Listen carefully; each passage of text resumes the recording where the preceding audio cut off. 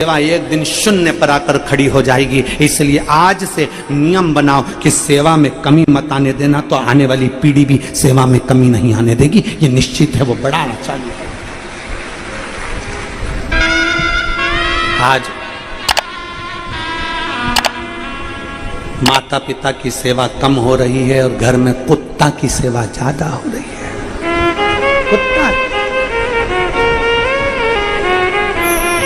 कुत्ते को टाइम पे खाना देना पड़ेगा।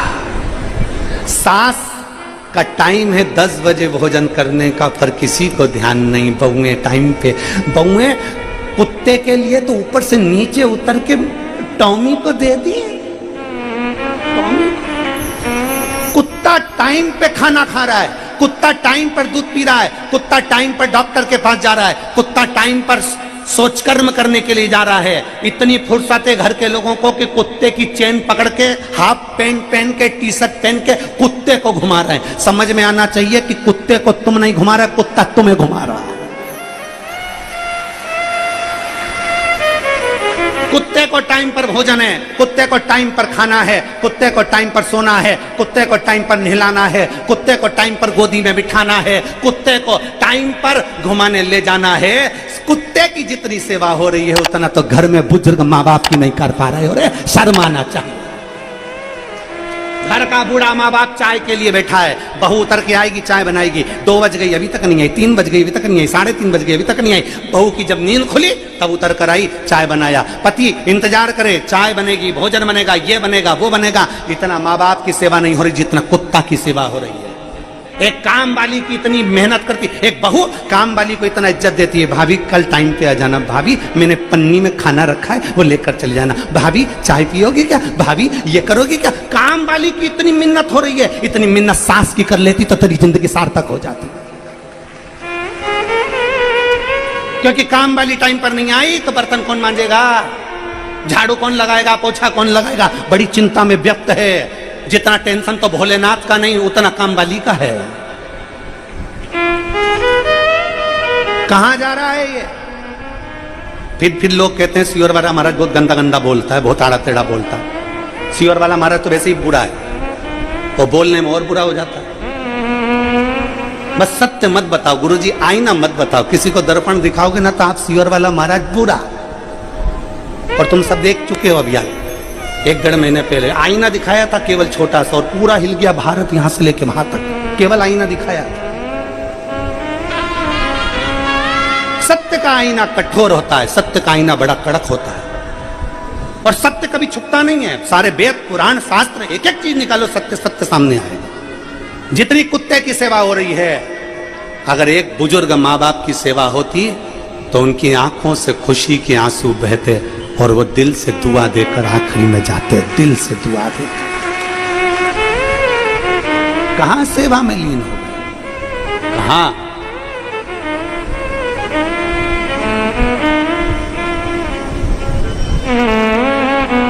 घर के बूढ़ों को देख लो और बुजुर्गों को देखकर अपने मन में ये विचार कर लेना कि एक दिन तुम्हारा भी ऐसा ही आने वाला है। तुम तो फिर भी अपनी सास को रोटी और चाय दे रही हो, आने वाली मैडम तुम्हारे छोरे की बहू मुंबई और पूना से नहीं आएगी, फ्लैट में लेके तुमको लेट कर देगी। ये चिंता में मत रहना कि आ जाएगी। उसको भी फुर्सत नहीं और उसको भी फुर्सत नहीं। अपना नांदेड़ बहुत अच्छा है जीजी।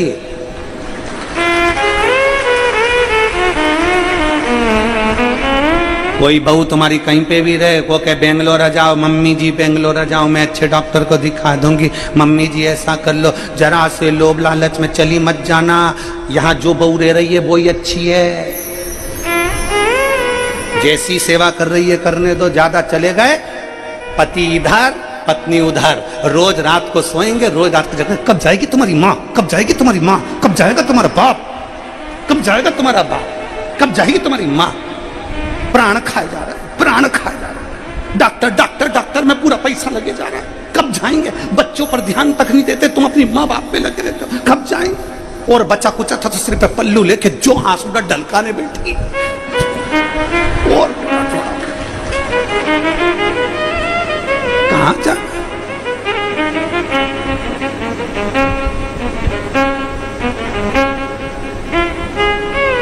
अरे भाई, मेरी जितनी बहुएं बैठी हैं ना, आप तो बहुत अच्छी सेवा कर रही हो अपनी सास की, बहुत अच्छी। मेरी जितनी बहुएं टीवी पर कथा सुन रही हैं, जितनी मेरी बहुएं टीवी के सामने बैठकर कथा सुन रही हैं और पंडाल में सुन रही हैं, आप अपने सास ससुर की बहुत अच्छी सेवा कर रही हो। बस इतना याद रखो कि अपने बच्चों को भी सेवा का क्रम बनाओ, क्योंकि तुम्हारा बेटा पढ़ लिख जाएगा, उसकी बहू भी पढ़ी लिखी आएगी, तो जितनी तुमने सेवा करी उतनी तुम्हारी बहू नहीं कर पाएगी। इसलिए आज से ये संकल्प लो कि अपने बच्चों को सेवा के क्रम में संस्कारवान बनाएंगे, जिससे हमारी पीढ़ी अच्छी निकलती है, हमारी पीढ़ी अच्छी निकले, हमारा आने वाला समय अच्छा निकले, हमारा आने वाला समय, हमारा आने वाला कल अच्छा निकले, श्रेष्ठतम हो। धीरे धीरे घट रहा है। पहले जो दादा दादी ने सेवा करी, उनके बच्चों ने सेवा करी, फिर उनके बच्चों ने सेवा करी, वैसी सेवा आज कोई नहीं कर पाता। और आज अपन जितनी कर रहे हैं उतनी अपनी औलाद नहीं कर पाएगी, फिर उनकी औलाद नहीं कर पाएगी। कहाँ सेवा हो पाती है? बोलो बोलो, ईमानदारी की बात बोलो। जीजियों बैठे हो, सब समझदार हो, सब पढ़े लिखे हो, विचार करना कि आने वाली पीढ़ी जब तुम्हारी बहू की बहू फिर आएगी तो उसकी कौन सेवा करने वाला है? उनकी कौन सेवा करेगा? आज तो तुम कर रहे हो, आज तो तुम फिर भी अपने माँ बाप को संभाल रहे हो, अपने सास ससुर को संभाल रहे हो, सेवा कर रहे हो। और जितनी सास यहाँ बैठी है, जितने ससुर बैठे हैं, बहुत अच्छे से अपनी बहू को सम्मान दो। क्यों? क्योंकि इतनी उम्मीद नहीं थी जितनी वो तुम्हारी सेवा कर रही है ना, उतनी भी बहुत है। और उसमें भी अपनी इच्छा रखो कि मेरी बहू बहुत अच्छा कर रही है। थोड़े में संतुष्ट हो। दूसरे की बहुओं को मत देखो कि वो बहू ने ऐसा करा, वो बहू ने वैसा करा। ना, हमारी बहू है बहुत अच्छी है, उसके बराबर कोई नहीं है। जितना कर रही है अच्छा कर रही है, जो कर रही है बहुत ठीक कर रही है। हमने कितना करा, वो जो कर रही है अच्छा कर रही है, उसमें अच्छा ही देखो। हम दूसरे में अच्छा ही देखने जाते हैं और अपनी जिंदगी बिगाड़ लेते हैं। हमारे पड़ोसी की यहाँ 4 व्हीलर गाड़ी आ गई, पत्नी पति से कह रही जाओ जरा तुम भी लो। पति बोला कैसे लूं तू बता। लोन ले लो, लोन ले, कर्जा कर्जा कर्जा कर्जा कर्जा कर्जा, कर्जा में फ्लैट, कर्जा में गाड़ी, कर्जा में सब कुछ। और एक दिन कर्जा कर्जा कर्जा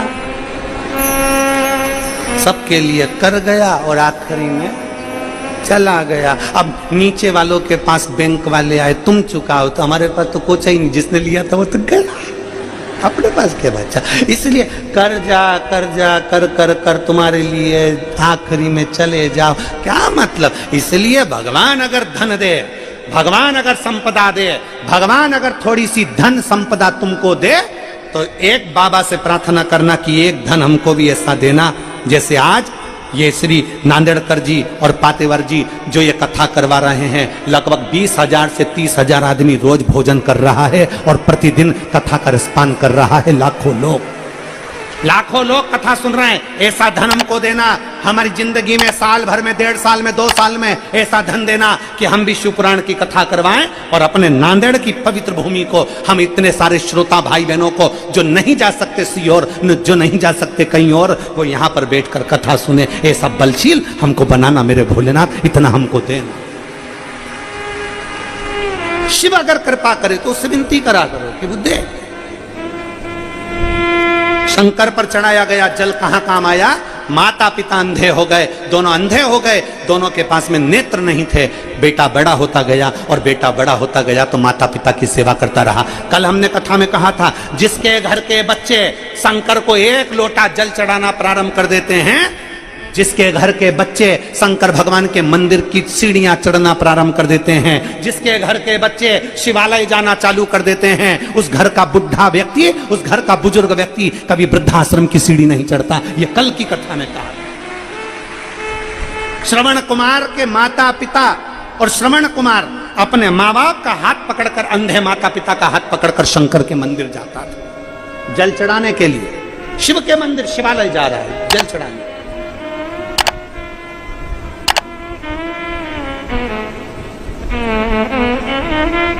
और धीरे धीरे श्रवण कुमार बड़े हो गए, शादी हो गई, घर में बहू आ गई। बहू तो आ गई पर बहू अंधे माँ बाप की सेवा नहीं करना चाहती थी। उसने मना कर दिया, मैं इस परिश्रम में नहीं पढ़ूंगी, मैं तुम्हारे माँ बाप की सेवा नहीं करूंगी। श्रवण कुमार ने कहा, ये मेरे माता पिता की आंख क्यों गई है तुम्हें मालूम है? किसके लिए गई हैं? श्रवण कुमार कह रहे हैं अपनी पत्नी से, मेरे माँ बाप की आंख नेत्र किसके कारण गए? पत्नी ने पूछा किसके कारण? श्रवण कुमार कह रहे हैं तुम्हारे पति के कारण। मेरे माँ बाप ने वर मांगा था कि मेरे को बेटा हो जाए, तो शंकर जी ने कहा था बेटे का मुख नहीं देख पाओगे, अंधे हो जाओगे। तो भी मेरे माँ बाप कहने लगे कि मैं अंधा हो जाऊं पर मुझे पुत्र दे दो। और माँ बाप ने अपनी आंख अपनी औलाद के लिए गंवा दी। और मैं औलाद अगर इस अवस्था में अपने माँ बाप को छोड़ दूं तो जिंदगी बेकार है। एक माँ और एक बाप सिलाई कर कर कर काम कर कर कर बच्चे की जिंदगी बनाते हैं, औलाद की जिंदगी बनाते हैं। और औलाद माँ बाप का एहसान भूल जाए तो समझ लेना वो औलाद नहीं। श्रवण कुमार से सीखो, वो कहते हैं कि माँ बाप ने मेरे लिए अपनी आंखें गंवा दी, माँ बाप ने मेरे लिए अपनी आंखें गंवा दी, माता पिता ने अपने नेत्र गंवा दिए, मैं अपने माँ बाप को नहीं छोड़ सकता। तो धर्म पत्नी बोलती है कि मुझे छोड़ना पड़ेगा। इतने में मैं पत्नी से कहते हैं श्रवण कुमार मैं तुझे भी नहीं छोड़ सकता, क्योंकि तू अपने माँ बाप को छोड़कर आई है, तूने मेरे लिए अपना घर छोड़ा है, मैं तुझे कैसे छोड़ सकता हूं? तो पत्नी बोलती है फिर तुम निर्णय लो। श्रवण कुमार ने हाथ जोड़कर निर्णय लिया, शंकर के सामने अपनी पत्नी से कहा मेरे माँ बाप जिंदा हैं तब तक मैं इनकी सेवा कर लेता हूँ, जिस दिन मेरे माँ बाप चले जाएंगे मैं तुझे मायके में तुझे लेने के लिए आ जाऊंगा, जब तक तू मायके में रह ले।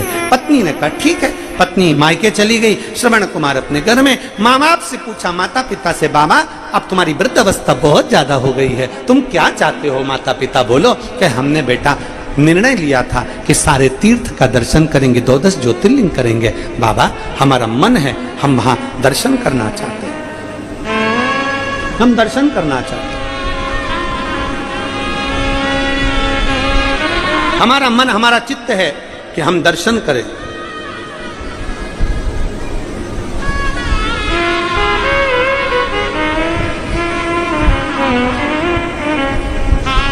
ठीक है। बांस डलिया कावड़ बनाई, माता पिता को बिठाया, चल दिए, चल दिए।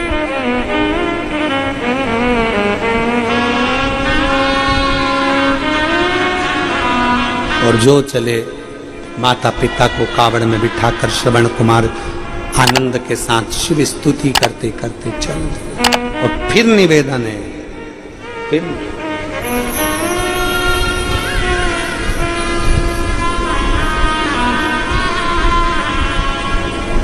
माई के दुधवन जैसन कऊ,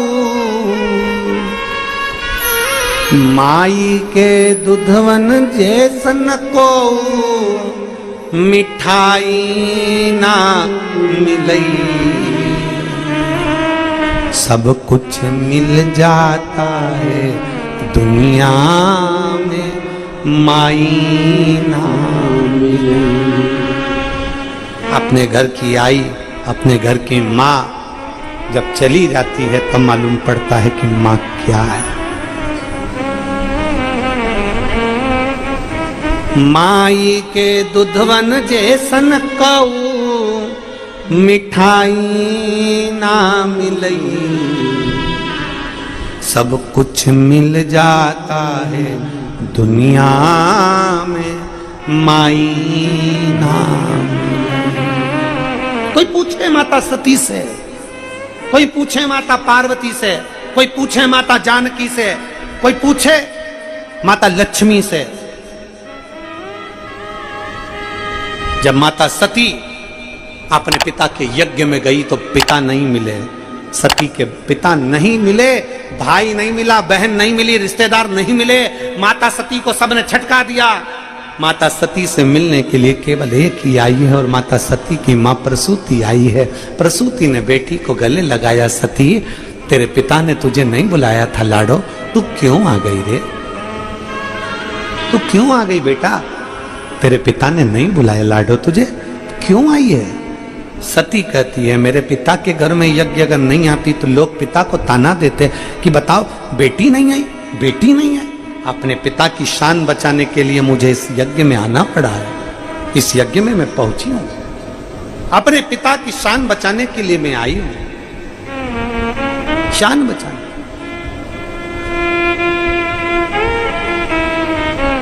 कई बेटियां हैं इस पंडाल में भी बहुत बेटियां बैठी हैं ऐसी जो अपने पिता की शान बचाने के लिए अपने जीवन के बलिदान तक दे देती है। मैं अपने पिता की शान बचाने के लिए यहां पहुंची। तू क्यों आई बेटा, क्यों आई लाडो? मत आना था, तेरे पिता ने तुझे नहीं बुलाया था, अपमान होगा तेरा। सती कहती है, मां अपनी प्रसूति से कहती है, मां कोई कितना भी अपमान कर दे, कोई कितना भी कह दे, ये मेरा मायका है। सती को सती की मां ने गले से लगाया था, तब पहला शब्द माता सती के मुख से निकला था, ये मेरा मायका है। जम के बोलो क्या है?